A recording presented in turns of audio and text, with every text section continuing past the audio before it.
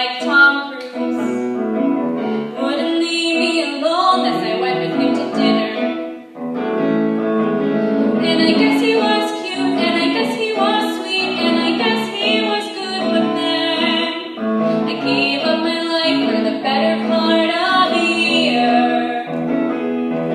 And so I'm starting to think that this maybe might work, and the second it entered my head, he needed to take some time off, focus on his career.